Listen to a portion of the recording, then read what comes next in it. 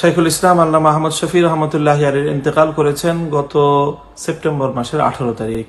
আমি আল্লামা আহমদ শফি রহমতুল্লাহ আলাইহির একজন ভক্ত এবং তার হাতে বায়াত গ্রহণকারী একজন তার মুরিদ, এবং তিনি আমাকে আধ্যাত্মিকতার পথে মেহনত করার অনুমতি দিয়েছেন, খেলাফত প্রদান করেছেন।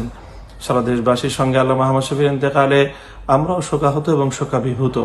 আল্লামা আহমদ শফি রহমতুল্লাহ আলাইহির ইন্তেকালের সময় থেকে আমরা এমন একটি গুঞ্জন শুনতে পাচ্ছিলাম যে যেই মহলটি তার জীবদ্দশায়, তার অন্তিম সময়ে তার ইমেজ এবং তার ব্যক্তির যে সম্মান সেটাকে পুঁজি করে ব্যক্তিগত স্বার্থ উদ্ধার করার অপচেষ্টা যারা লিপ্ত ছিল, আল্লামা আহমদ শফির ইন্তেকালের পরেও তারা তার ইমেজকে পুঁজি করে এখনো পর্যন্ত ব্যক্তিগত স্বার্থ উদ্ধার করার অপচেষ্টার সেই বিপজ্জনক পথ থেকে ফিরে আসেনি।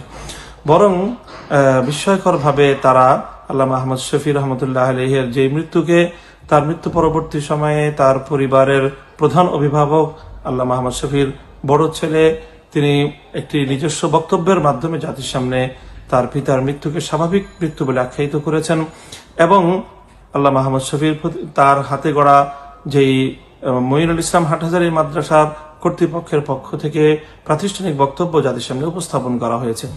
অথচ মৃত্যুর এতদিন পরে আজকে একটি স্বার্থান্বেষী মহল তারা দেশ এবং জাতিকে বিভ্রান্ত করবার জন্য আল্লামা আহমদ শফির মৃত্যুকে অস্বাভাবিক আখ্যায়িত করে তার মৃত্যুর জন্য একটি হত্যা মামলা দায়ের করেছে।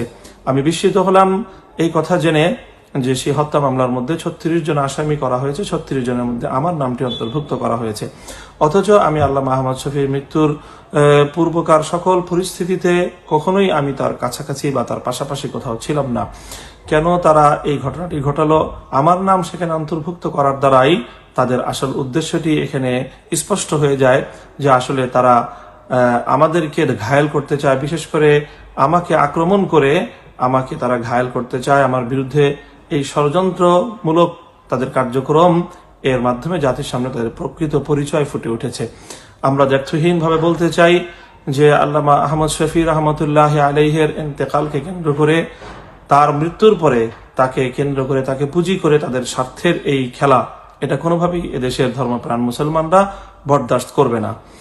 আজ আমাকে এই ধরনের আল্লামা আহমদ শফির মতো আমাদের প্রাণপ্রিয় একজন ব্যক্তির মৃত্যুর জন্য দায়ী করে তার হত্যাকারী হিসেবে আমাদের বিরুদ্ধে যে মামলা দায়ের করা হয়েছে, আদালত সেই মামলাকে আমলে নিয়ে পুলিশ ইনভেস্টিগেশনের জন্য সেটিকে পর্যবেক্ষণের জন্য পাঠিয়েছে। আমি আশা করি যে পুলিশের সেই ইনভেস্টিগেশনের প্রাথমিক তদন্তের মাধ্যমেই মামলাটি খারিজ হয়ে যাবে এবং আমাদের বিশেষ করে আমার বিরুদ্ধে কোনো অভিযোগের ন্যূনতম কোনো সত্যতা এখানে নেই এবং সেটার প্রমাণও তারা পাবেন না।